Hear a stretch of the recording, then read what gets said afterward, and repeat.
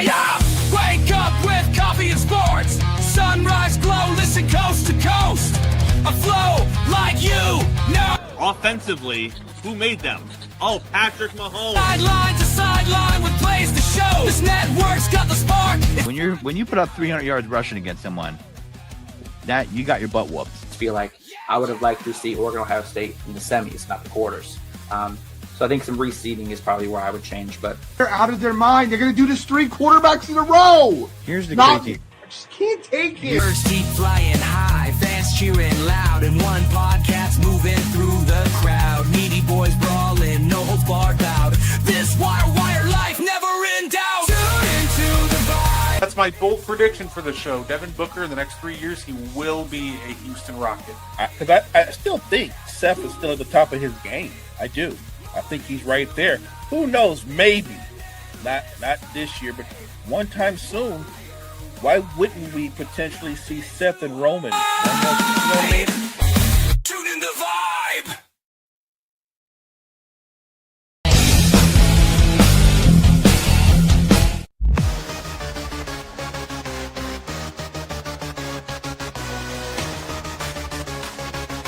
Party Reds, good setters.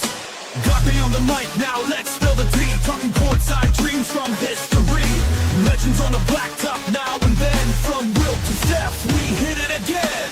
Open the chimes in, let's go deep. Young bloods rising, can't skip a beat. Lovely prospects with fire in their eyes. Draft night suckers and hoop dream highs. Wire to wire, bring the heat. Podcast magic can't be beat. Do better, we're roll better. We're hoop heads, trendsetters. What's poppin', y'all? It is your boy, Gardi3, and welcome to the And One Podcast. And of course, joining me just like every week, he is the greatest co-host of all time. He is Mo Better. How you doing, Mo? Hey, what's going on, Brett? What's good, chat? Thursday night, we're talking hoops. No, absolutely. And Mo, before we get into underrated player of the week, just wanted to do a quick shout out. Thanks to Jory real quick for the new logo. Love it. You killed it. So I just wanted to do a quick shout out to Jory of Wire to Wire. Fantastic podcaster, even better graphic designer. Fantastic. Say, you know how it is, Mo? Underrated player of the week. Every week, we like to start out with an underrated player of the week. So, Mo, you want to get us kicked off this week? I'm gonna go with a player who, unfortunately, the NBA just lost a member of their family. He just passed away recently, so I'm gonna go this week and just give Rodney Rogers his flowers. Rodney Rogers was a guy who could put the ball on the floor, could shoot at range, attack the rim.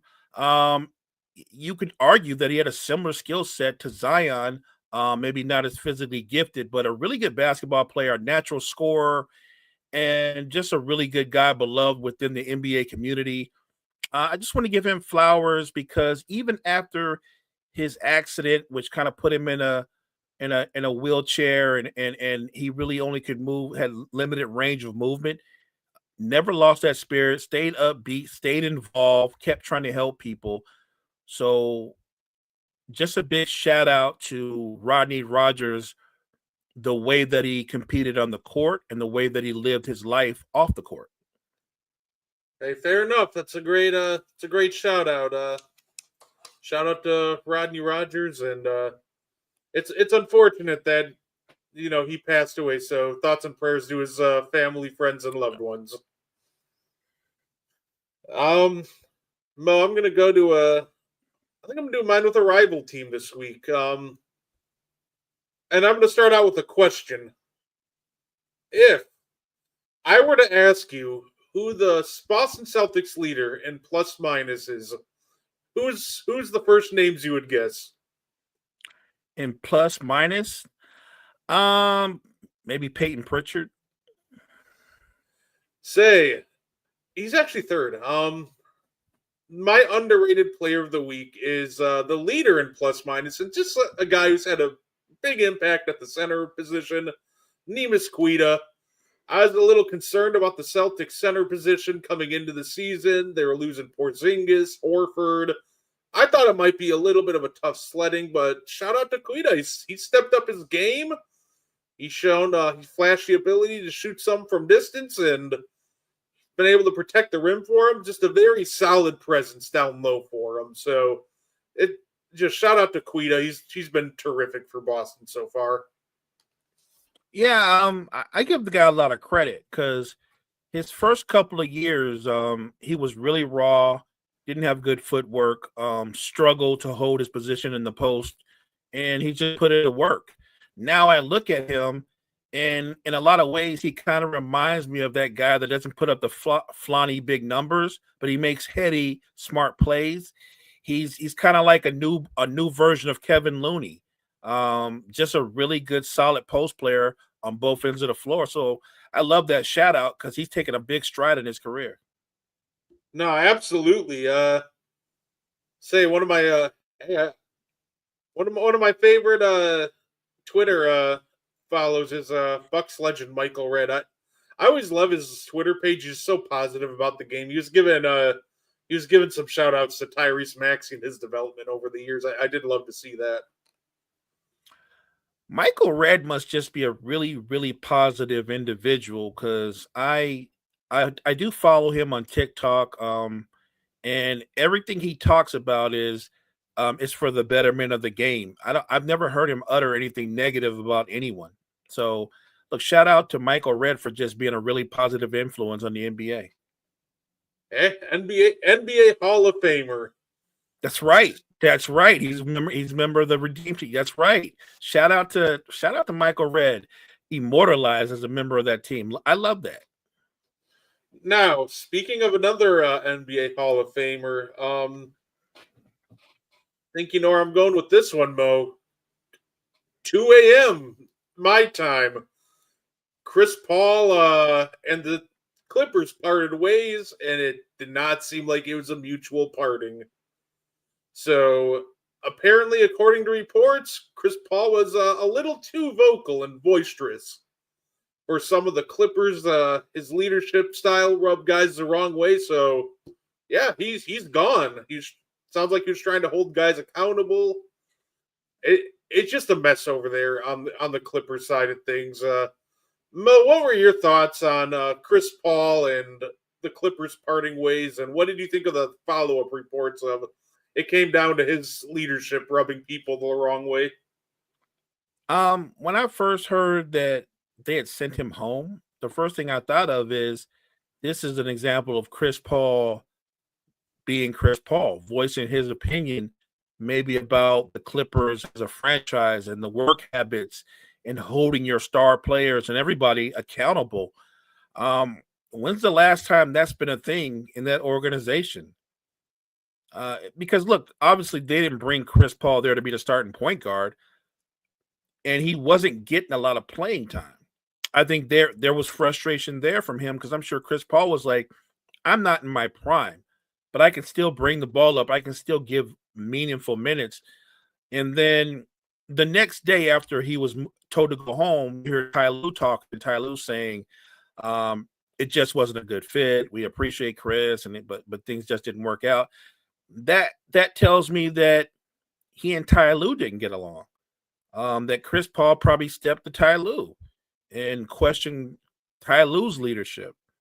And this isn't me questioning Ty Lue, but this is me saying this. Ty Lue, he's gotten a lot of mileage, Brett, out of that one championship. A lot of mileage. Like, I know a lot of people in the media, they be killing Doc Rivers about, how much mileage he got out of his one championship. Isn't Ty Lue doing the same thing? Like, removed from that championship, what has Ty Lue done? Am I missing something? What has he done? No, you're right. He just has He's gotten a lot of miles out of that one championship. He's starting to trend into Doc Rivers 2.0 territory. Oh, I think he's already there. And this isn't a knock. I'm just being real about what is. It's funny because people have their favorites. Doc is low-hanging fruit, but the first thing you hear about when the Clippers struggle or they're not very good, you hear, well, Ty Lue can coach his tail off. It's not. The first thing they say is it's not Ty Lue. Like, it is Ty Lue. If the Clippers aren't playing at their optimum level or they're underachieving, it's the players and it's the coach. It is Ty Lue.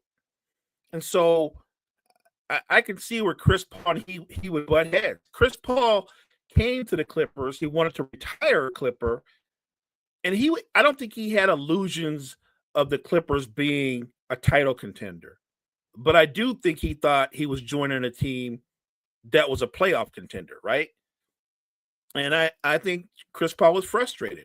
In the end, for me, them sending Chris Paul home, and you can tell me the chemistry didn't work or whatever, I think there's a better way you could have handled that.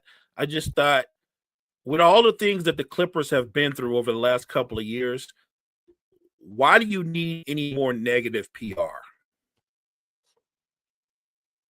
And to me, like, what's the real big issue? Just having him chill on the bench at the end of the day. Look, I do dislike how the way this has ended. Chris Paul is boisterous. We've known that. But Chris Paul also changes the culture of wherever he goes. He made a lot of different teams winners by holding guys accountable. That's who he is. You probably should have known that before you even, got him. So I just genuinely, I don't understand this move from the Clippers' perspective to an extent. Because, I mean, one, for real, you just lost out on a lot of money. You know how many people would have actually paid to come see Chris Paul, even for like 5 minutes a game on his retirement tour? Right. But this also is kind of worrying if you're the Clippers, because to me, it sounds like that they can't handle accountability and leadership. And that kind of tracks, right, with some of the reports, not only with Ty Lue, but with their two-star players. James Harden and Chris Paul, remember, played in Houston together. And the reports were James Harden got him shipped out of town because he didn't like the way that he taught, the way he held them accountable. Like, they clashed all the time and how the offense should be run. Like, those two personalities did not get along.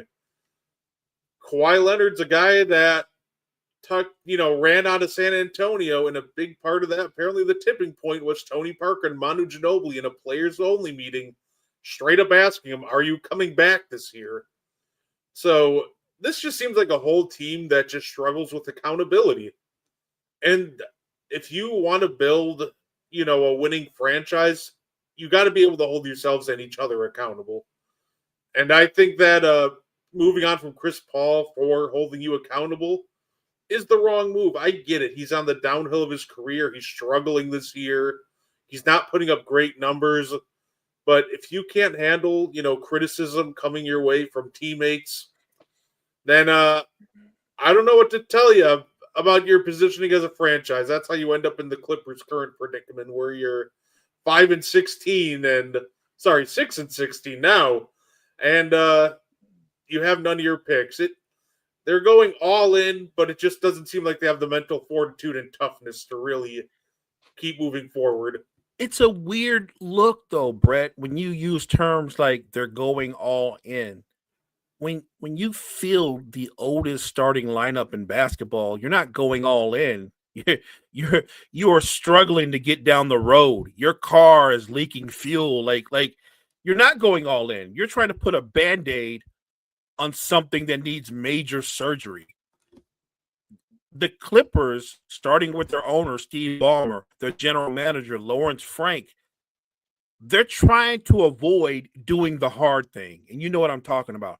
The hard thing is admitting you need to rebuild.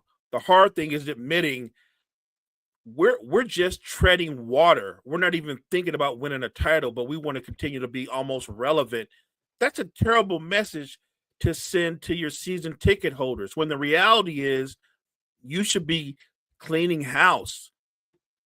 Buy Kawhi, buy James Harden, Like, you literally need to move off of these guys and get as many assets as you can because, like you said, they don't have none of their picks. What the Clippers did, in part because of Kawhi Leonard and Paul George, they mortgaged their future to make a run at a title. And sadly, the closest they came to winning a title was that first year when they were in the bubble. And they would have won. I think they would have won had they not blown a 3-1 lead to a Nuggets team that wasn't even the best version of the Nuggets. And they blew that 3-1 lead, and they never came close to getting to the finals. And now look where they're at now. They let Paul George walk. Didn't try to trade him. Didn't try to get any value back. No sign and trade, no nothing. Like, Lawrence Frank should be fired. Lawrence Frank has helped run the Clippers into the ground. And I'm sure knowing Chris Paul, he probably said that to his face. I'm sorry. You look at the Clippers, and if you're a Clipper fan, what do you have to be excited about? Y'all ain't winning nothing. And if your team is a lottery team, you still ain't getting nothing because you ain't got no picks. The Clippers' future is beyond bleak. They have nothing going on. Meanwhile, look at Oklahoma City. They're the defending champions, and they're going to have lottery picks in next year's draft. That's crazy. Thank the Clippers. Thank those Clippers. I just think the Clippers are a dumpster fire that doesn't want to admit they're a dumpster fire. Oh, don't worry, Mo. The report already came out that Ballmer really values continuity, so it sounds like Frank is not going anywhere. Look, that as a Laker fan, because we're in the same division, good. That's great. So, Mo, what do you do now if you're the Clippers? I got you. Because I'm trying to think like the Clippers, Mo, and I thought of an all-in move for them that it ends up trading another one of their first-round picks. And at first I'm like, oh, I mean, you shouldn't trade any more first-round picks. And then I realized, Mo, we're talking about the Clippers. So naturally, I put that sucker in the trade machine and said, yeah, they probably would trade another first-round pick. But hear me out, Mo. I think this could very well be a Lawrence Frank move to try to save the Clippers. So first, I think John Collins, movable salary, $18 million. It's expiring. Bogdanovich, older. He's getting older. $16 million a year for the next 2 years. I think you can use that salary to match LaMelo Ball. It works. So Mo, what do you think about the Clippers potentially, because this just feels like something they would do, trying to salvage their season by maybe packaging Collins, Bogdanovich, a future first for a player like LaMelo Ball? Just like throwing it out there. We know LaMelo, Trey, and Ja apparently are all on the block. So what do you think about them making a move for one of those guys? Would the Clippers do it? Yeah, they don't value picks like most franchises, and they're stuck in NBA purgatory. They have no choice. That pick, to your point, it'll probably be a valuable pick come 2030, 2031. So if I'm the Hornets and I don't believe LaMelo Ball is a franchise player that can take us to the playoffs, and not just on a one-off, but make us a relevant, routine, competitive team, I would move off of him. And I don't know about the Hornets, but I know for sure if the Clippers can make that move, that is 100% a Clipper move. Mind you, they would make that move like they fleeced the Hornets. And then once you had to put that together on the court, tell me what that would look like. How long before James Harden and Kawhi Leonard would have both choked LaMelo Ball? No, that's fair. But honestly, we can already tell that the Clippers just kind of want to make splashes, and they're desperate. So this just feels like the perfect storm to make a move for someone like LaMelo. I mean, it's kind of a homecoming. He is from Cali, and I don't doubt it. I feel like if I'm the Hornets, and I want to move LaMelo if I believe that. I guess what I'm saying is if I'm the Hornets, I think I can do better than what the Clippers could offer. Hey, fair. They say now's the time to strike for LaMelo while his value is just kind of at an all-time low. No, I agree. You know what? You put it out there. I know for sure. I think you're right on this, partner. I think 100% the Clippers wouldn't hesitate to make this a reality. But if they can't make it a reality, I don't think that would stop them from trying to put together the same package and maybe pursuing a Trae Young, right? I can see that. And they also have their. This makes me laugh. They also have their 2032 first that they can add into the deal if they really wanna. But I'd strongly advise against doing that. I don't think they should trade any more first, but it just feels like a panic move is coming from them. Come on, partner. You just said it yourself. This is the Clippers. If you're gonna throw in a 31, throw in a 32. What do you guys care about? You don't value the future. It's all about now. And here's the thing. Even if they were able to get LaMelo or Trae Young, and it worked out. I mean, worked out in a way where they're relevant, they're winning, they're in the playoffs. Is it going to work out to where they're going to be lifting the championship trophy at the end of the season? It is not. So again, the Clippers are doing what they've been doing for the last few years. They're putting a Band-Aid over a patient that needs major surgery. And I don't doubt that Trae Young will play well. I don't doubt that LaMelo will play well. I don't think it's going to ultimately turn your fortunes around, though, because LaMelo's young. He's good. But James Harden and Kawhi, they'll just be a year older next year. This situation doesn't get better. It gets worse. I think if you acquire LaMelo Ball, if you're lucky enough, you're in the Clippers, you shouldn't stop there with your trading. If you get LaMelo, don't be done. If you're going to be sellers and buyers, like be the ultimate buyers and sellers. Get LaMelo, get rid of Kawhi and James Harden. Oh, hey, whoa, let's not speak too much sense here. They need a full rebuild? Nah. They're going all in. We all know it. No, but you're right. They desperately need a full rebuild, but I don't know. I let's just hope that they know that too. Let's put it that way.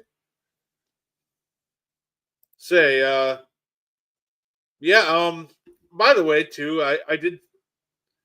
This one was funny. I wanted to backtrack to this because, of course, I got to talk about the now apparently revamped Giannis trade rumors. Revamped for the 6th time in 6 fucking months, apparently. More. Dude, like, they already won. Like, Windhorst, first off, like, yesterday, Windhorst goes, yeah, Giannis already called the Knicks, see if, they'd be interested, etc. And then he backtracked the next day. It's frustrating. LaMelo go, you're right. It just feels like a panic move is coming for the Clippers to try to salvage their season. Yeah, you're right, Kyle. It's just frustrating, right? Like, it's just annoying to deal with because I know that Giannis could very well leave after the year. I wouldn't be shocked if he left after the year's up. I wouldn't be shocked if they traded him mid-season, but I don't need to hear about it like every other day. It's just irritating at this point. Also, you know what's irritating? Guys, for your respective fan bases, if you want Giannis, you're going to need Giannis money. I see too many teams people go like Spurs fans, for example. Well, I want Giannis, but I'm not getting rid of Castle or Harper. Well, you want Giannis, you're getting rid of Castle or Harper. Either or. Like, if you're, say, the only way you can get away with it is if you made it like a 3-team trade and you can get, like, for example, somehow convince the Hawks to throw in that Pelicans pick. You get the Thunder to throw in a first, that Clippers first. You would need some insane draft picks for Milwaukee to be like, yeah, we don't need blue chip prospects. We'll just take a first. But the reality is, if you want Giannis, you're going to need Giannis money. Like, my mock draft, I threw together a fun Giannis trade for the Spurs just for fun. And granted, I threw in Vassell and Keldon Johnson just for salary filler, but there's like many different ways that the Spurs could go about this if they want to keep one of Vassell or Johnson. But obviously threw in Dylan Harper to the 2 Atlanta first, a Spurs first, and the real prize of the picks being the Sacramento Kings 2031 first. I think something like that, where it's like the equivalent of 5 firsts when you throw in someone like Dylan Harper, is reasonable. People trying to get Giannis for, Mikal Bridges 2 firsts in 7 seconds. Yeah, no, we're hanging up the phone on you. So if you want to throw Giannis mock trades, go for it. Knock yourself out. But at least try to make them realistic, please. I like that. Chat, I say go for it, chat. Everybody in the chat, come up with your best mock trade.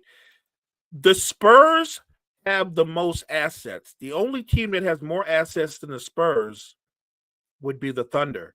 And the weird thing is the Thunder might be one of the few teams that are like, we don't need Giannis. They'd love to have him, I'm sure, but they don't need him. I think the Spurs need him. I think Wemby needs him. I think he would be so good for Wemby. I think the partnership could be very similar to Robinson and Duncan. I actually think it would be better because Robinson was at the end of his career. Giannis is still at the peak of his powers right now. Wemby would still have Giannis at least for another 3 years at a super high level before the decline kicks in. You're telling me you don't think Giannis is going to be able to get them to 1 finals at least? I think they might get to a couple of them. But to your point, when you get somebody like Giannis, you got to pay the price. You're going to give up Harper, or you're going to give up Castle. You're going to give up one of them, along with a Vassell or Keldon Johnson and picks. And it sounds like a lot. It is a lot because you're getting back one of the best players of this era, a transcendent player who was in his prime. It works that way. See, and like this trade, I don't hate it. I think you'd probably have to add in like another first. It's probably going to require at least either 3 firsts and then another player that's the equivalent of 1 or 2 firsts. So that being said, I think if we talk like, let's say the 2030, I think the Bucks will target 2 things if you make a deal with San Antonio: Dylan Harper and the 2031 Kings pick. I think those are the 2 most valuable assets you got. And I think that's exactly what the Bucks would target. And then I think you're probably going to be looking at giving them the 2026 Hawks first, and then maybe like your 2029 first. Say those are like the Hawks and the 2029 Spurs first. Middle of the road for the Hawks. Probably a late like in the 20s for the Spurs pick, and then the Kings pick. You know what was crazy? Ronnie straight up. I mean, right. Look, I don't think the Thunder are in the Giannis market. I don't. That doesn't mean that they aren't. Sam Presti's a genius. And the crazy thing about Sam Presti is he has the draft capital that they wouldn't have to give up any of their young stars because of how good of those draft picks are. Now, they would have to give up some guys that can play, but you wouldn't have to give up Chet or J-Dub or somebody like that. They're going to have 2 picks that are going to be in the top 10. The only question is how far up in the top 10 they're going to be. That's crazy to me. Because I'm sure a lot of people are already looking at Cam Boozer. By the way, I watched the young man play last night. Whatever you think of his father, he looks like a carbon copy of his dad when he plays. Yeah, and the funny part too with the Thunder, right? And I kind of looked at this. They could make the salaries work without adding in Chet, J-Dub, or obviously, Shea's off limits. We know that. That'd be the goal of trading for Giannis. Right. But they can make the salaries work without actually adding in Chet or J-Dub if they went the picks route. And then you add in like the Clippers pick and it's enticing. Let me give you the names that it would require. You go Hartenstein, Aaron Wiggins, Deng, Nikola Topic, and Sorber. They're rookie from this year. The salaries match. You can take out one of them if you want and add Lou Dort if you really want to. At that point, you know what the Bucks are going to do. They're going to be like, okay, you're not giving us any blue chip prospects, so we'll take that Clippers first, and we'll take 4, 5, 6 first. Like, I think if you send Giannis to the Thunder, that's when you'd get some absurd, like, hey, 6 firsts for Giannis. If they decide to not, trade any of their prospects. But it's an interesting idea to see it. It really is. You bring up an excellent point. They're the one team that have the assets to where they wouldn't have to trade any of their core players, and they can make, other than maybe a Hartenstein, but you would still keep Chet, J-Dub, along with Shea, and you're adding Giannis to that core. That's insanity to me. Look, I'm not saying it's going to happen, but Sam Presti has played his cards perfectly to put himself in a position to where if he does want to make a big move, instead of like relying on adding more draft picks, the Thunder are built. They have the flexibility to do that. My gut feeling is and it's a big if Giannis is actually going to be moved, I still think the Spurs are the natural destination. They have the assets. The only difference is they don't have the cushion that the Thunder have, so you will have to give up somebody of value. If it's not Castle, it will be Harper. You're going to give up one of them. If you're not going to give up one of them, there's no way San Antonio even entices a deal with the Spurs, because they're going to want a young piece to be part of their next iteration. Because let's face it, when you trade Giannis, you're basically in a full-on rebuild. There are a couple of young players in the Bucks right now that you would keep, obviously, but most of those guys, they won't be part of your future. You know what the risk of this is, though? Mo, you witnessed this firsthand, right? Kawhi Leonard was going to be Paul George was going to be a Laker. They just had to wait until he hit free agency, and then that never happened. Kawhi Leonard, obviously, was going to be a Laker, but he got packaged with the whole Paul George. But I'm more like referring to the whole Paul George situation, because I remember hearing all like that, season before that. Oh, Lakers aren't going to trade for Paul George because they're just going to wait for him to hit free agency. Then they'll sign him in free agency. He wants to be in LA. So you can run this route, but obviously it's very risky because then you turn it into open bidding. And then once you hit open bidding, like, it's anybody's game.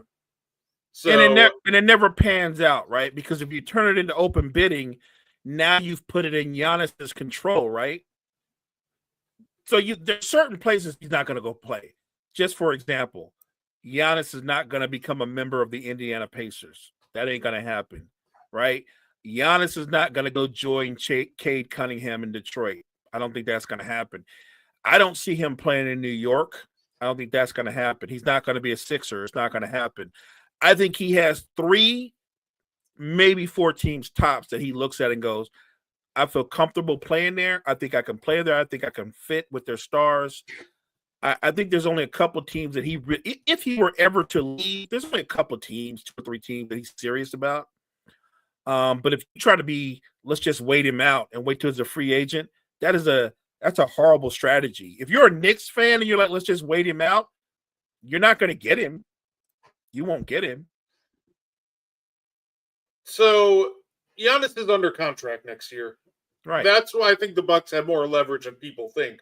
He has a player option before the 2027-2028 season hits, but next year he's a member of the Milwaukee Bucks. So as of right now, you can get, if you trade for him right now, that's getting a year and a half of him. Even if you wait till the offseason, you're still getting a haul because you get the inside edge to court him for that year and can try to convince him to sign. So it's one of those things that, while I don't think Milwaukee has as much leverage potentially as they'd like, I think sometimes people are underselling how much leverage that they have because, hey, they still have him next year, and whoever trades for him, if you can win him over, that could be your key to winning the Giannis sweepstakes and getting him long term. I agree. Look, the fact that the Bucks are going to have him under contract through next year, I think they do have more leverage than people think because he might want to be traded and other teams might want to be trade for him. But if the Bucks don't feel like people are offering fair or decent compensation, they're in no obligation to move him. even though he wants to be traded. I know if I'm in Bucks management, I could be like, look, Giannis, I get it. I know you're ready to go, but I'm not going to just take any deal. I want to do right by you. But if I'm the GM of the Bucks, my first priority is to do right by the Bucks. And it has to be. I think the negotiations would almost be like I think it would be like almost like a Dame situation where Dame was like, I want to go to Miami. And Portland's like, great, we'll try to send you to Miami, but if it doesn't work out, we're going to do what's best for Portland. Yeah, I don't think Giannis gets traded at this point in season. I think this is going to be a situation where it's going to be next offseason. And even then, if Giannis requests a trade, I still think the Bucks have quite a bit of leverage because you're looking at teams having potentially having the inside track to a top 3 player in the world. And if I'm the Bucks, yeah, I'm aiming for young guys with potential. The thing with the Bucks too is they're not great drafters, and I wouldn't stop that from getting a haul of draft picks, obviously. But if I have a choice of a bunch of picks or getting less picks, but then getting someone like Dylan Harper, I'm taking like the Dylan Harper package. I like that. I don't want to get crazy because, look, I think Dylan Harper has all the potential in the world. Here's the crazy thing about Harper. Castle is a freakish, explosive athlete. Like, it's not even close. Their physical metrics don't match. Castle's in a whole nother level. But my gut feeling is that Dylan Harper is going to end up being the better player, if that makes any sense. I'm not saying, and I think Castle's going to be really, really good, but I think Dylan Harper is going to eventually surpass him and be an even better player. I think so too. I think it'll end up in a situation like this. I think Castle will end up being the better two-way player. Yes. But yes. I think Dylan Harper will just be the better player. Yeah, maybe that's what I meant. Like, Dylan Harper is going to be the guy that might drop 26, 27 points a night, 6 or 7 assists. Castle might be an all-NBA defender and still give you 18 to 20 a night. I agree. I think he'll be a better two-way player, but I think Harper will be more of a primary in terms of scoring. Dylan Harper's game reminds me a lot of, like, Jalen Brunson. I think he can reach, like, almost like fringe to all-NBA, like, levels of stardom. Like, if he became an all-NBA player before his rookie contract's up, wouldn't surprise me. I think Castle's potential, to me, I'm thinking more like a Drew Holiday, where you're looking at, like, maybe an all-star caliber player, which both of those players are really freaking good. But obviously, I'd say if you had a choice between Jalen Brunson or Drew Holiday, probably leaning someone like Jalen Brunson. Most teams are going to do that. And that's fair. Look, Drew is that's a good example, by the way. Drew is a better two-way player, right? If you said who's the better all-around player, you would say Pete Drew Holiday was a better all-around player. But who can have a bigger impact in terms of what they do at their best?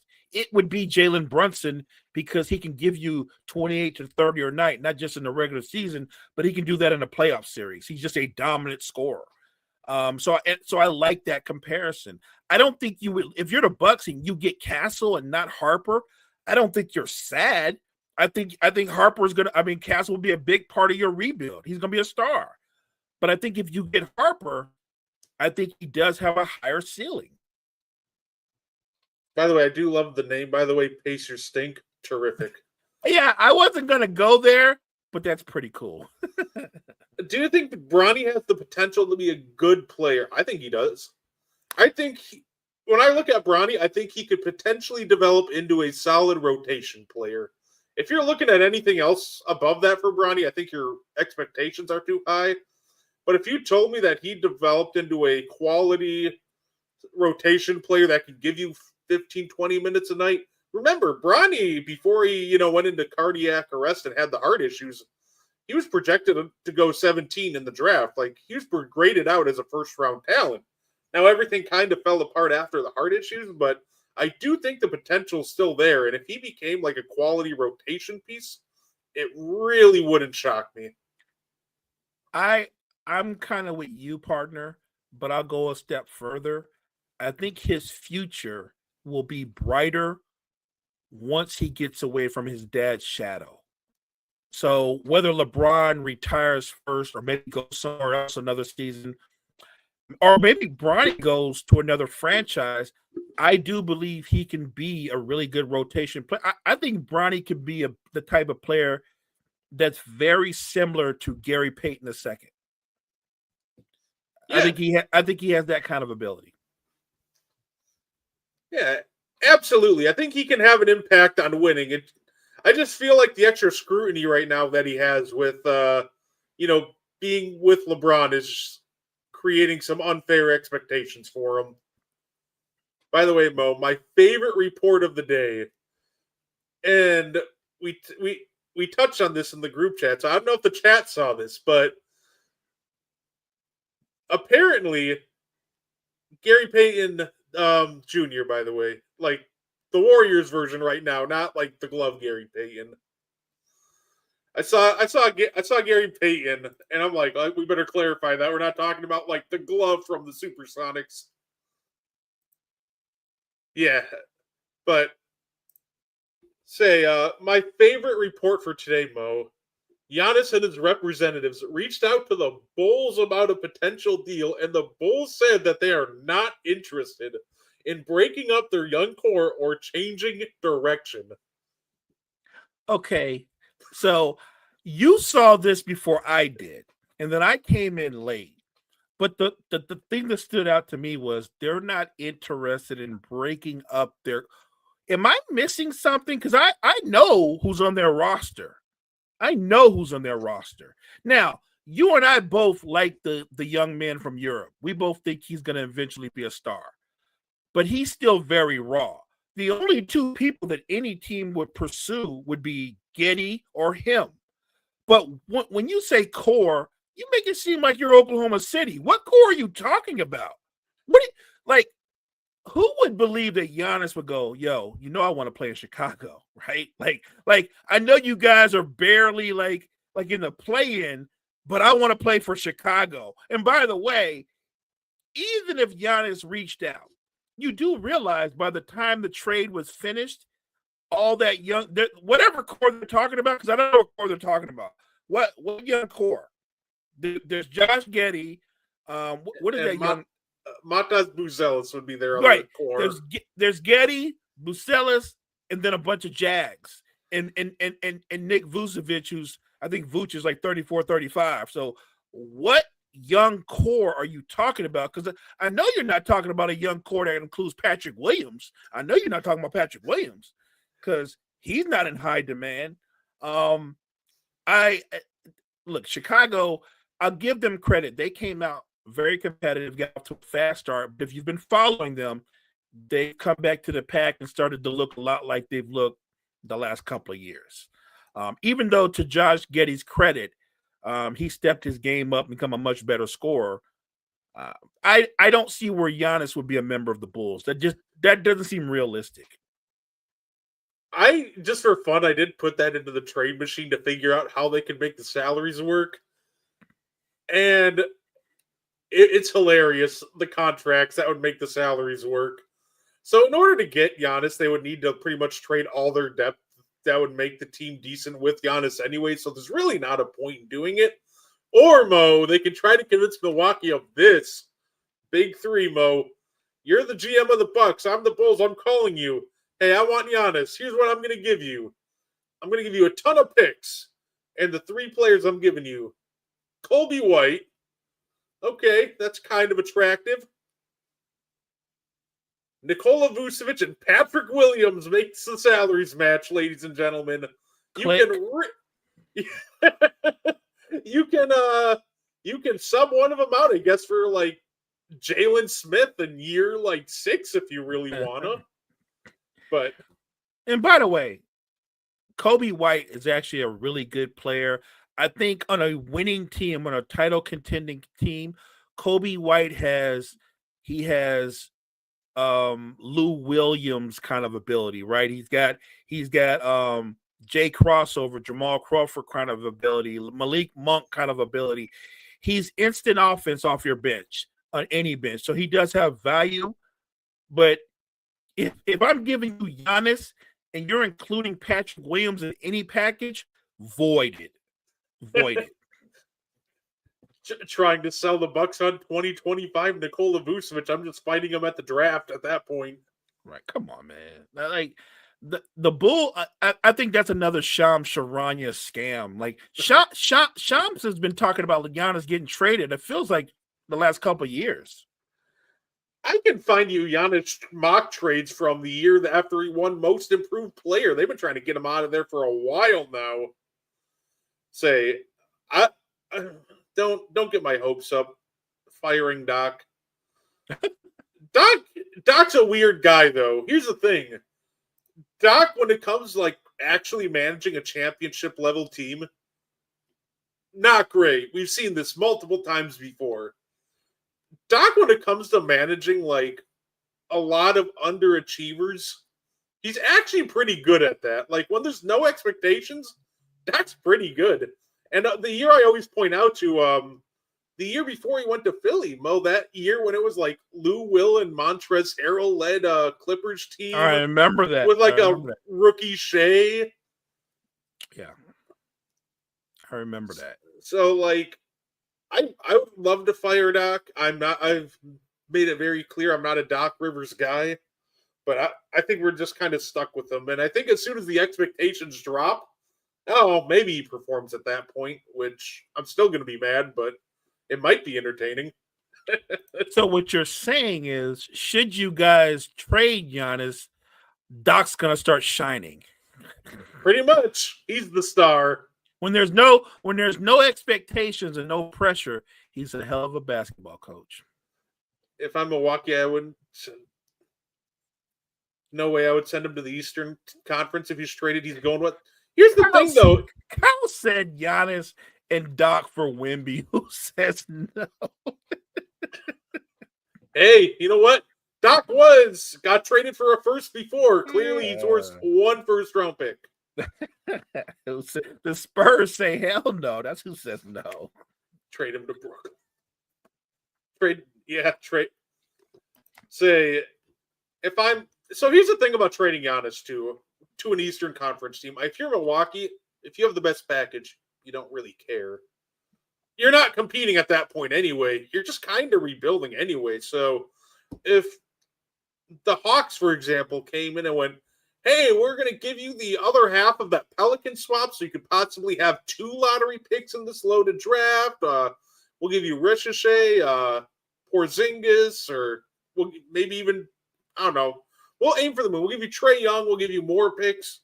If you're the Bucks, you go, sure, why not? You want to try to run Giannis, Jalen Johnson, Okonwu trio? Knock yourself out. We'll take the picks. Because I just think that after Giannis leaves, we know the Bucks aren't going to be competitive. So at that point, if you're Milwaukee, it's just got to be, hey, I don't care if they're the East, West, EuroLeague, Australian Basketball League. If you give me the best offer for Giannis, take it. Just by the way, I know, chat, we spent a lot of time talking about the potential of Giannis getting traded, but you are talking about one of the 5 transcendent players in the game right now.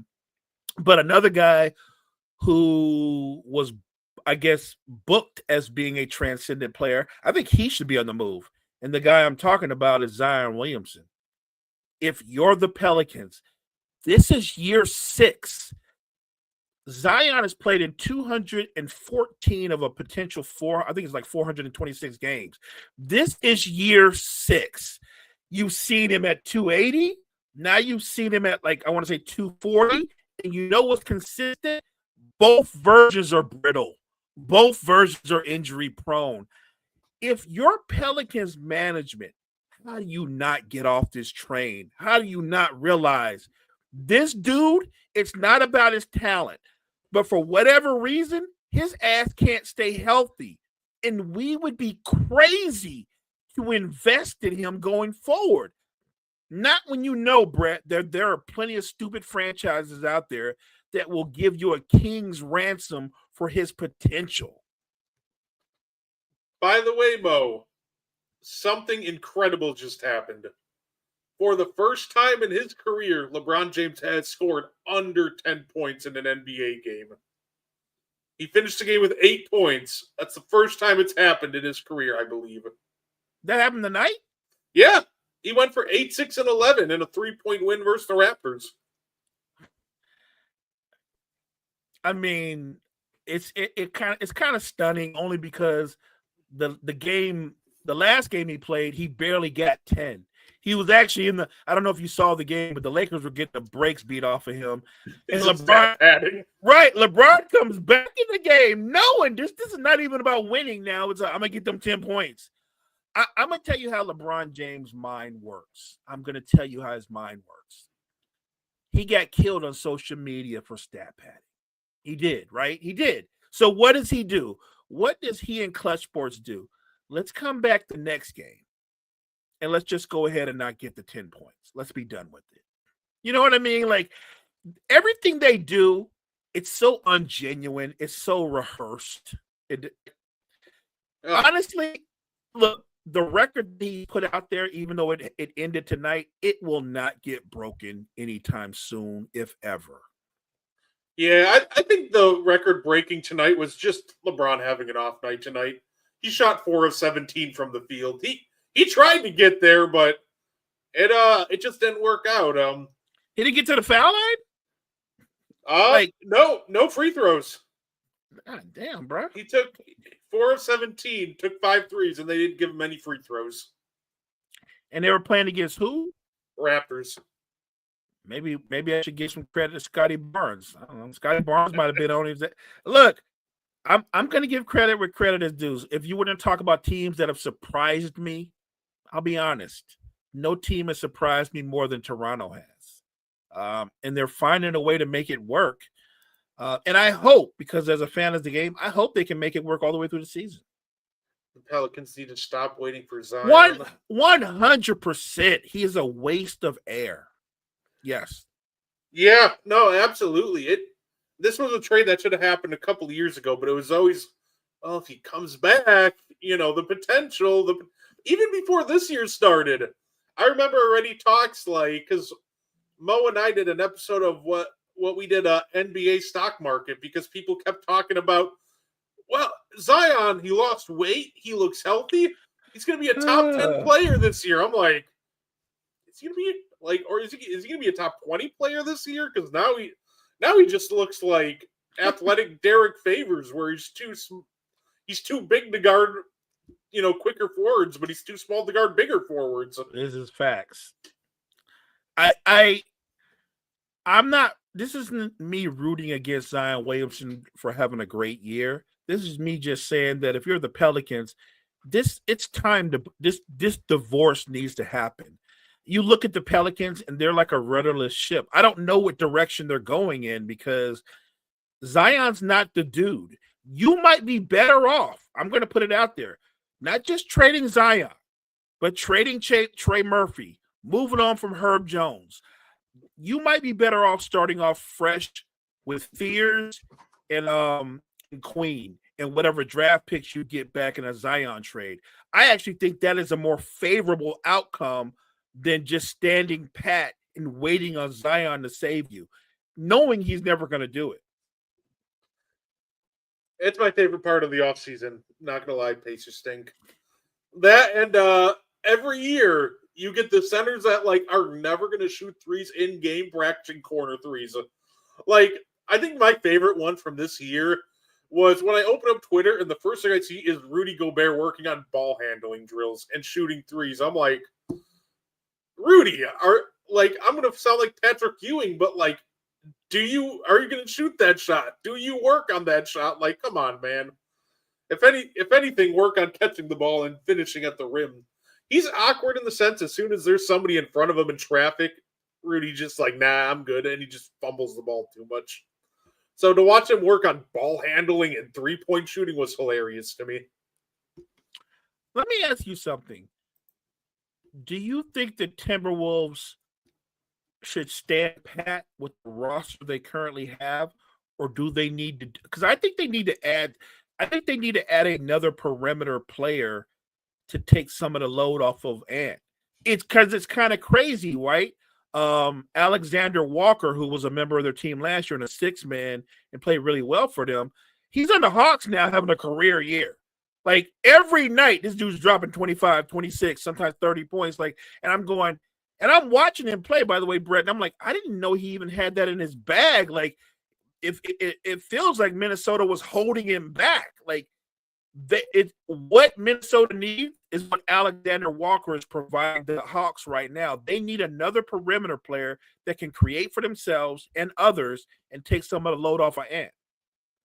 And I agree. I think the Hawks are probably not the Hawks. The Timberwolves, it feels like, are maybe the most dangerous team to make one of the most dangerous teams to make a splash trade for one of these point guards. We talk about Trey, Ja, LaMelo being available. It feels like the team to watch is the Minnesota Timberwolves. Mike Conley just isn't cutting it anymore. And Rob Dillingham has to, like, put his whole body into shooting an 18-footer. Like, it's not good right now. They need more ball handling. They need more playmaking on the perimeter.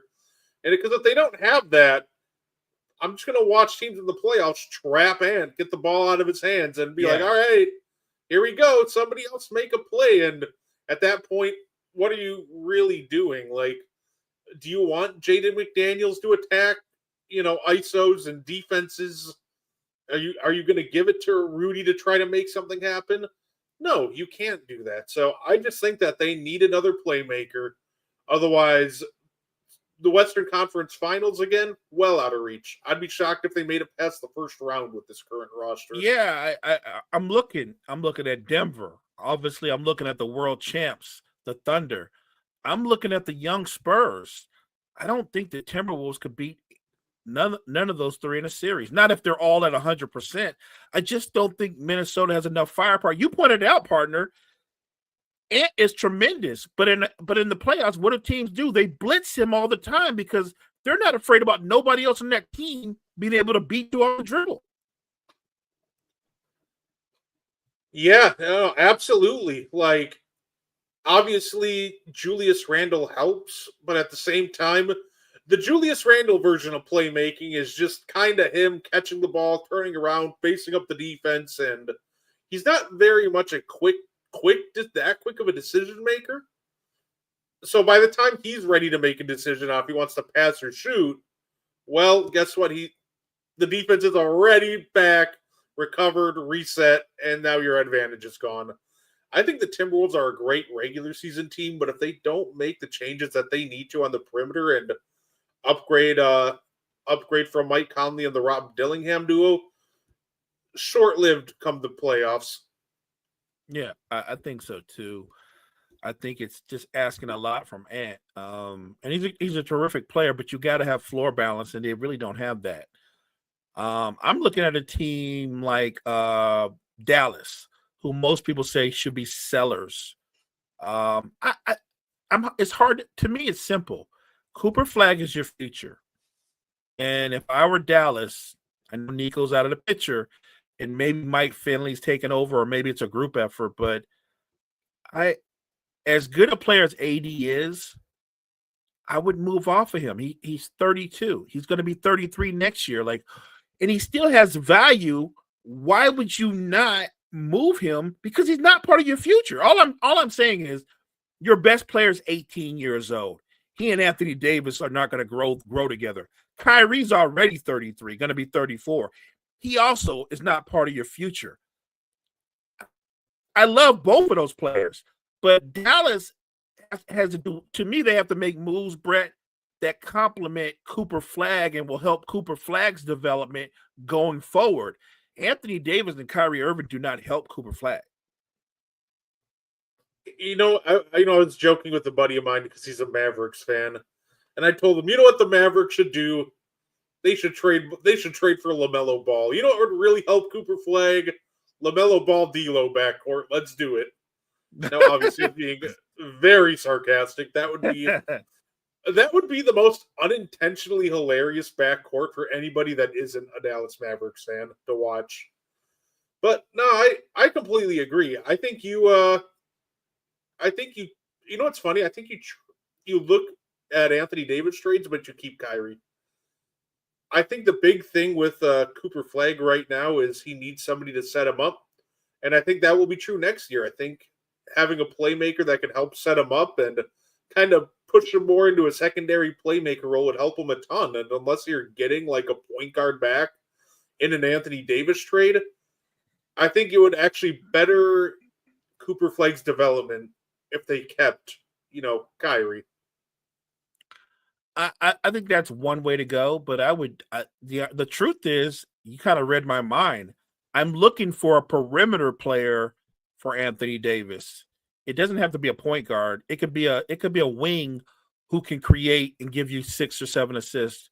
I'm a Kyrie fan. I just don't. It's not like Kyrie is a traditional point guard, because he's not. He's a shoot first point guard. So remember, you don't even know what version of Kyrie you're getting back. You're getting back. He's going to be 34, and he's going to be 34 coming off a horrific injury. Is he going to be the same Kyrie that could tie the ball on the string and be able to stop on a dime and cross people over? Like, if he's not that, and he's a lesser version of himself, I don't think he's valuable to the Mavericks. You know what? You're a Knicks fan. I have a question for you. I mentioned this name earlier, but what does Mitchell Robinson work on in the offseason? Like, how is he shooting 17% from the free throw line? I know his value as a defender and like a rim runner, but like, does he not shoot free throws in the offseason? Is he like scared of the free throw line? Do they take it out in the gym he works out in? Like, there's being bad at like free throws. Like, we've seen some bad free throw shooters. Like, we've seen Ben Wallace throw out brick after brick, DeAndre Jordan, obviously Shaquille O'Neal. But shooting 17% from the free throw line is just next level bad. So I don't know. Your boy needs to get in the gym and lock himself in there till he hits at least 2,000 free throws. The problem with Mitchell Robinson is people will point out that he's a good rim protector, and he's obviously one of the best offensive rebounders in basketball, but you can't keep him on the floor, Brett. One, he's a natural fouler. He stays in foul trouble. 2, the man can't make free throws. Late in the game, he can't play meaningful minutes late in the game because every team you play is fouling him, because you know you're winning that battle. Like, he has limited value because of his own short failings. Like, how many valuable minutes can you play somebody like that? And he has no post game. He has no post game at all. So he has a particular skill set. If I'm the Knicks, I would move him for another big who can do a similar role, but maybe do it better, and not cost as much. I don't value him as much as other people value him because he's a situational player. I think you should pull a Rick Barry and start shooting underhand. His workouts are like Ben Simmons, and he makes 90 to 100 free throws in the offseason. It's what's mind-boggling about Mitch. Like I said, I like his game for the most part. He's just got to figure out this free throw thing. But the weirdest thing, Mo, is last year he was a 68% free throw shooter, and now he's down to 17. So to me, that tells me, like, whatever's going on, I feel like it's up here. It feels like it's just all mental with him at this point. Because how do you go from 68 to 17? I think he can be such a valuable member and contributor to that Knicks team, but he's just got to, like, at least see if he can get back up to, like, 50% from the line. 60 would be great, but if he can even get up to 50, that would be clutch. So you said he was 68 last year. Yeah. But what has he been most of his career? You know what I mean? Because I feel like last year was a blip and not who he really is, indicative of because who he really is usually a guy that shoots 50 or under 50%. He's just a horrible free throw shooter. You can't. I think last year was more of a one-off than he broke through. Now this year is like to the extreme the other way. I'm just saying that if you're the Knicks and you want to go on a deep playoff run, he's got to get better, or you just can't play him. That's all. I'm being realistic. You can't play him. Like, you can say what you want about Rudy, but Rudy can make free throws. He's 51% for his career. So, like, last year was an anomaly, but this year's like the other way anomaly. Which, hey, if anything, that means regression to the mean. So at some point he'll get hot. right? Because And the Knicks said, he said, we're not moving him at all. He gives the Knicks 10 or 12 second chance shots. Yeah, the problem is some of those are his shots. He can't shoot. Yeah, like you said, I understand the value of Big Mitch. I just had to throw it out there because to me it's just so weird watching him all of a sudden just be completely unable to hit free throws. Like he was never good at it, but I've just never seen a drop off like this before. I don't know. Like I said, I get the value on the good things that he does. I don't know if the good things he does outweighs the bad things. If I can't play you late, I got a problem with that. And you can't say you don't care about the missed free throws. What if Mitchell Robinson's at the free throw line and you're down 103, 102? You are going to care because we both know he's going to miss both those free throws. Probably Mitchell's free throw percentage. but it's going to be close, Kyle. Very close. Say, by the way, had a game winner tonight too. VJ Edgecombe with a game-winning putback to beat the Golden State Warriors 99-98. So good for him. Love to see it. Speaking of the Warriors, they're going to the playoffs, Brett. Playing, I think they'll probably be a play-in team, but this team right now, as constructed, is just not good enough. You know the problem. You know the funny thing is, Jimmy Butler's younger, slightly younger than Draymond and Steph, but right now Jimmy looks like 5 years older than them. Hey Mo, guess what? There are problems with Jonathan Kuminga. Who would have seen that coming? Not again. More Kuminga gate. Like they want him out, and God knows he wants out. It shouldn't be hard to make any kind of move. The funny thing is, the Warriors, for a team that's not in love with Kuminga, they're asking a lot. Like when teams say they want him or they're interested in him, Golden State's like, well, we just want a couple of number one picks and some. Like they want a lot for the guy that they don't really want. I think that's kind of weird. The kid has all the talent in the world. I still don't think he's going to end up being a star. That doesn't mean that he won't be. He can't be very good in a certain role because he can score. He can score the basketball. And Golden State is in a weird NBA purgatory, Brett, right? Because Steve Kerr is hell bent on going on one more run in the Steph Curry era because Steph is still playing at a high level. The only problem with that way of thinking is when you think in that narrow lane, you're never trying to develop your younger players. You're never getting ready for the next thing, the future.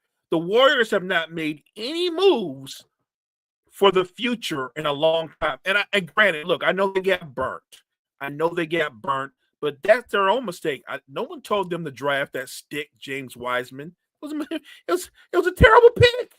It was a terrible pick. Terrible pick. But they did it, and they got burnt. But I, Mo the fan, I think it would be great if Steph, Draymond, and Jimmy could go on a great run and maybe get to another finals. But the reality is they're not going to. They're not going to the finals.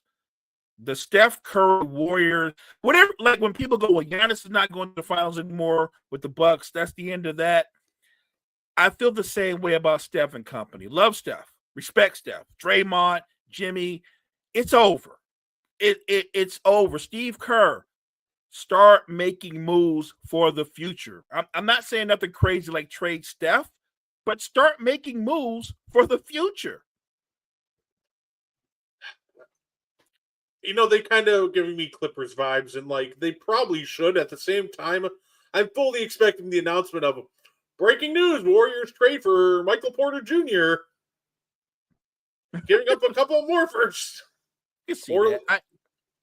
I don't understand. I just, it's tough, right? Because they're trying to keep that same synergy with Steph and Draymond, and they wanted to add Jimmy, and I get it. But you're asking a lot for guys that are all in their mid-30s to carry a basketball team to a finals. In the conference that's a little bit deeper, especially at the top, Like, could the Warriors? And I didn't even mention the Rockets. I was talking about the Nuggets and the Thunder and the Spurs, even the Wolves, the Rockets. There are so many really good teams at the top. Golden State, in terms of being relevant and competing for a title, that's over. I think Kuminga. Yeah, he just doesn't fit the system. I think Kuminga could be a good 20 a game scorer on a bad team or some small market play-in team. As a member of the Warriors, yeah, that's over. I thought he's going to be the future for a while too, but say his play style and Steve Kerr's system just don't mesh at all. They made some mistakes though, Brett. We don't talk about this a lot because it's old news. They should have never got rid of Jordan Poole. They should have never got rid of Jordan. Look, now we knew before he even got to the Wizards, we knew Jordan Poole wasn't a primary. We knew he wasn't a number one, but he definitely proved right away that he was perfect in the role of instant offense off the bench. The guy's a bucket getter. He fits what they did to a T. You lose Jordan Poole, or you don't lose him, you trade him away. You get a Kuminga, but you don't value Kuminga because you're still trying to put everything on the old guard. It's a weird thing because Steve Kerr is so invested in right now. He's not ready to face the future. And I feel like the weird thing is when Steph leaves, I feel like the same year Steph leaves, Steve Kerr's going to leave. Don't forget another name that went out in that Jordan Poole trade, Ryan Rollins, who's breaking out from Milwaukee right now. Ryan Rollins is hooping, all right? And by the way, we want to shout out some underappreciated hoopers. Let me shout out those Nembhard brothers. Those Nembhard brothers are hoopers, okay? Both of them. I know the Pacers are having a tough season, but Andrew Nembhard has actually played well. They're just not having that great season. His brother, he might be the answer to the Mavs prayers right now. I know one thing, Cooper Flagg appreciates him. That kid is a hooper. I'd say no, fair enough. Before we get up on out of here, Mo, I want to get your reaction to this report. It's another Bulls report, and this one to me is also funny. Say, the Chicago Bulls are trying to follow the Indiana Pacers formula and believe they have their Tyrese Halliburton and Josh Giddey, and they are now searching for their Pascal Siakam. Let me be really, really fair. I think Josh Giddey has taken strides in the development of his game, especially as a scorer. He's already a good passer. The best version of Josh Giddey and the best version of Halliburton, they're not in the same neighborhood. And I'm not knocking Josh Giddey. Halliburton just played in the finals, man. I mean, just ran through everybody and gave Oklahoma. It's not like Oklahoma City won 4-0. They gave Oklahoma City more than they ever expected. That's a 7-game series that, had he not gotten injured, I have no idea how that ends. That's how good he was. So while I respect what Josh Giddey has done, I think it's crazy to say he's Halliburton-like. Their skill sets are the only thing they're similar at is they both like to pass the ball, but Josh Giddey can't play with the pace or the quickness that Halliburton played at. So I don't know what they're talking about. Yeah, and of course in that game 7, Hallie ripped off 3 threes before his Achilles went off. Right. He gave me hope. I'm like, Pacers are about to do this, aren't they? And then of course the injury happens and that's it. But he is super nasty. He is. I'm a big fan. And look, I like Josh Giddey. Clearly, Chicago thinks a lot of their talent. Like I said, when you can turn down Giannis and go, we're not messing up our core. Clearly, Billy Donovan knows something that you and I don't know. It makes me think that they're going to make Giddey caliber like Patrick Williams. We need to just hang that up on the board. That is pure facts, Kyle. That's facts. Oh, so it just makes me think that the Bulls are making a move. I just don't know what it is. I don't. The funny part is they're like, yeah, we don't want Giannis, but hey, Anthony Davis, we're right in those talks apparently. I think that's hilarious to me, but I feel like they're gonna end up paying a king's ransom for a forward. And I'm going to give, we'll throw out a name. I'm throwing an idea. A reunion of sorts. Don't give that Pacer bum any credit. Hey, you know what? I respect the hate. I respect it. That's a true Knicks fan. Mo, hear me out. I could very well see the Bulls having a reunion with Lauri Markkanen. No. If they are so convinced they're one piece away and they're looking for an all-star caliber player, outside of Giannis, Mo, who's the all-star caliber player? Like, the only guy available is Lauri Markkanen. It's Markkanen. And I said no, but in a weird way, it makes sense. He would go there. He would be their leading scorer, and he'd be the guy that Getty can play off of. Which is weird because he was already a former Bull. But you know what? I feel like it's a move Chicago would make. As crazy it may sound, I wouldn't write it off. And I feel like they're concerned about age. That's why they decided to say no to Giannis, but yes to Anthony Davis for whatever reason. But it feels like that Lauri Markkanen also checks that age box because he's actually closer to the core in age. The core. I like that. I to be fair though, I'm still convinced that I could give the Bulls like a legitimate core. Like I could give the Bulls the OKC Thunder roster, and if Billy Donovan's the coach, they're getting knocked in the first round. I don't disagree with that at all. By the way, that I don't disagree with that statement at all. Look, I find it weird that Chicago was leery about trading for Giannis, but they're very excited for trading for 32-year-old injury-prone Anthony Davis. I don't understand that way of thinking. Markkanen makes the most sense because I think he's like 26, 27. And he's just coming into his peak. So, look, I think you're right. I think the Bulls are going to overpay for a forward. I just don't know which forward it's going to be. Yeah, I will die once they do it for Anthony Davis and then use the excuse, well, he's the hometown kid. It's going to be great. I'm excited for the Bulls to do something stupid. Yeah. That was short-lived. It was short-lived. Look, at least our guy Will had some excitement for a week, being a Bulls and Saints fan. This is true. Will had a really good week to start the season, a couple of weeks. He did. And look, I don't think the Bulls are going to be a horrible team going forward. I think they're going to be a team competing for the play-in. But they've been a team for the last 3 or 4 seasons competing for the play-in. Like, at some point, if you're my head coach and we're living in the play-in, I have to look at you. And yet, what did they do? They gave Billy Donovan a raise. It's the same 4 teams in the play-in in the East. My Thunder, nothing else to say. Fair enough, Kerm. I love how it's the same 4 teams in the play-in every year in the East. Every year, it's some variation, different seeding, but it's like, who's in the play-in? Okay, it's the Bulls, it's the Hawks, it's the Raptors, it's the Heat. Right. Every year without fail. Say, no, fair enough. But hey, that's all we had for you guys today. Anything you want to add before we get up on out of here, Mo? No, thank you guys so much, especially the chat. Very live. Kyle, the Knicks fan, Pacers stink. I love that moniker, by the way. Karam came in at the last minute. Karam, look, you're the man.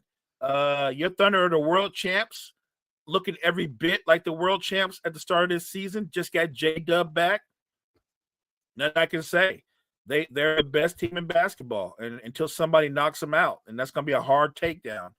But yeah, appreciate you, chat. Appreciate the energy. Thank you guys so much for joining Brett and I. You guys have a great night. Yeah, absolutely.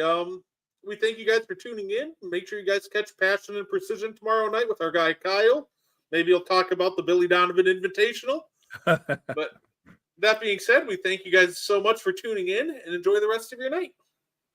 Thank you for tuning in to the And One podcast. If you like our content, you can find more on the Wire to Wire Podcast Network on YouTube, Facebook, and Spotify. Want more And One? Find it on Wire to Wire. Like and share our Facebook page and join the And One Discord. Grab the link to join from our Facebook. Thank you for tuning in and have a wonderful day.